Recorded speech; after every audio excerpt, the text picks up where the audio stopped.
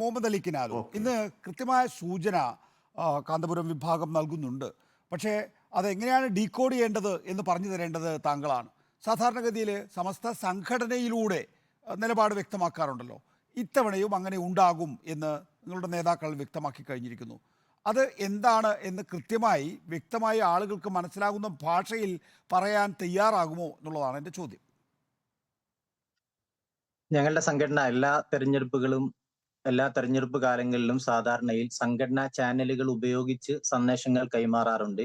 ഈ പ്രാവശ്യവും ആ സന്ദേശം വ്യക്തമായി തന്നെ പ്രവർത്തകരിലേക്ക് കൈമാറുകയും ചെയ്തിട്ടുണ്ട്. അത് ഏത് മുന്നണിക്ക്, ഏത് സ്ഥാനാർത്ഥിക്ക് എന്ന് ഒരു പൊതു ഇടത്തിൽ വന്ന് പറയുക, പരസ്യമായി പറയുക എന്നത് ഞങ്ങളുടെ പ്രസ്ഥാനത്തിന്റെ ഒരു മാർഗമല്ല. അങ്ങനെ നാളിതുവരെയും ചെയ്യാറില്ല. അതേസമയം ഞങ്ങൾ ഇക്കാര്യത്തിൽ ഒരു തിരഞ്ഞെടുപ്പ് മുന്നിൽ കണ്ട് ഒരു സ്ഥാനാർത്ഥിക്ക് അല്ലെങ്കിൽ ഒരു മുന്നണിക്ക് പിന്തുണ കൊടുക്കുന്ന സമയത്ത് സ്വാഭാവികമായും അതിന്റെ ചില മാനദണ്ഡങ്ങൾ മുന്നോട്ട് വെക്കാറുണ്ട്. ആ മാനദണ്ഡങ്ങളെ കുറിച്ചാണ് ഇന്ന് നിങ്ങളുടെ പ്രതിനിധി ആദിലുമായി സംസാരിക്കുമ്പോൾ SYSന്റെ സംസ്ഥാന general secretary doctor AP Abdul Hakeem Asghari ആ മാനദണ്ഡങ്ങളെ കുറിച്ചാണ് പറഞ്ഞിട്ടുള്ളത്.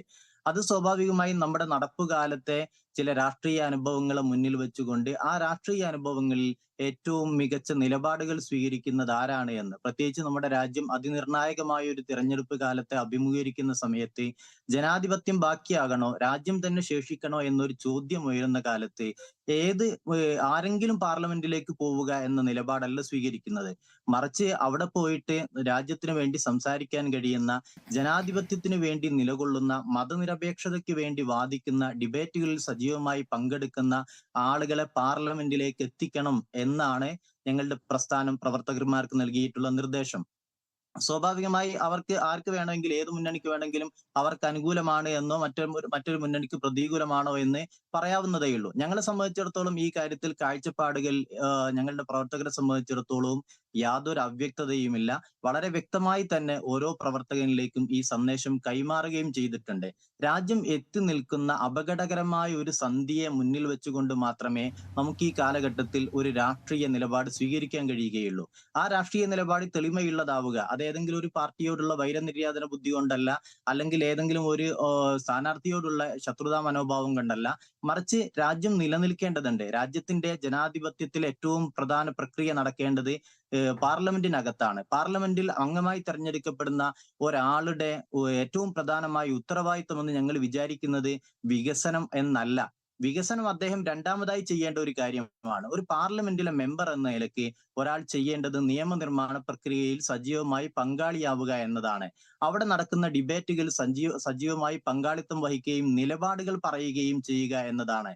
നമ്മൾ നാട്ടിലൊക്കെ കാണുന്ന ഫ്ലെക്സുകളിൽ അല്ലെങ്കിൽ അടിച്ചു വിതരണം ചെയ്തിട്ടുള്ള ബ്രോഷറുകളിലൊക്കെ വികസനത്തെ കുറിച്ചുള്ള വലിയ വായ്ത്താരികൾ വായിക്കുന്നു. അങ്ങനെ ആകുമ്പോൾ അതിനകത്തുള്ള ഏറ്റവും പ്രധാനപ്പെട്ട പ്രശ്നം ശ്രീ മുഹമ്മദ് അലി കിനാലൂർ, നേരത്തെ 2019 ലോക്സഭാ തെരഞ്ഞെടുപ്പിൽ കോൺഗ്രസിനെ ഏറ്റവും വലിയ ഒറ്റക്കക്ഷിയാക്കുക, രാഹുൽ ഗാന്ധി പ്രധാനമന്ത്രി സ്ഥാനാർത്ഥിയായി മത്സരിക്കുന്നത് കേരളത്തിലെ വയനാട്ടിൽ നിന്നാണ്. അതിൻ്റെ അടിസ്ഥാനത്തിൽ വലിയ ആനുകൂല്യം UDFനും കോൺഗ്രസിനും രാഹുൽ ഗാന്ധിക്കും കിട്ടിയിരുന്നു.